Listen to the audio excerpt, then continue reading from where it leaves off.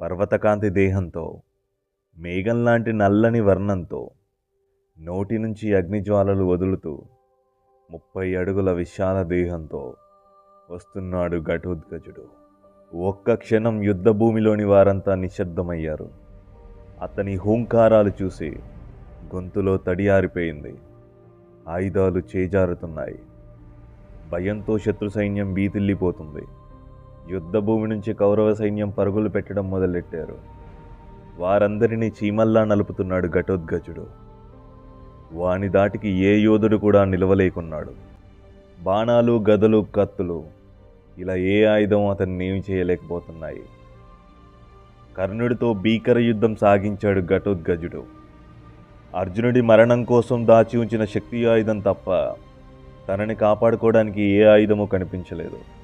చేసేదేమీ లేక చివరికి శక్తిని వేసి ఘటోత్కచుడిని సంహరించాడు కర్ణుడు.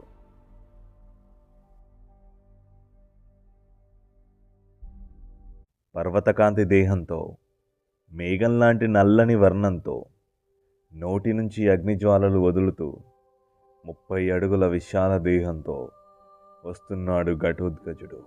ఒక్క క్షణం యుద్ధభూమిలోని వారంతా నిశ్శబ్దమయ్యారు. అతని హూంకారాలు చూసి గొంతులో తడి ఆరిపోయింది. ఆయుధాలు చేజారుతున్నాయి. భయంతో శత్రు సైన్యం బీతిల్లిపోతుంది. యుద్ధభూమి నుంచి కౌరవ సైన్యం పరుగులు పెట్టడం మొదలెట్టారు. వారందరినీ చీమల్లా నలుపుతున్నాడు ఘటోత్కచుడు. వాని దాటికి ఏ యోధుడు కూడా నిలవలేకున్నాడు. బాణాలు, గదలు, కత్తులు ఇలా ఏ ఆయుధం అతన్ని ఏమి చేయలేకపోతున్నాయి. కర్ణుడితో భీకర యుద్ధం సాగించాడు ఘటోత్కచుడు. అర్జునుడి మరణం కోసం దాచి ఉంచిన శక్తి ఆయుధం తప్ప తనని కాపాడుకోవడానికి ఏ ఆయుధము కనిపించలేదు. చేసేదేమీ లేక చివరికి శక్తిని వేసి ఘటోత్కచుడిని సంహరించాడు కర్ణుడు.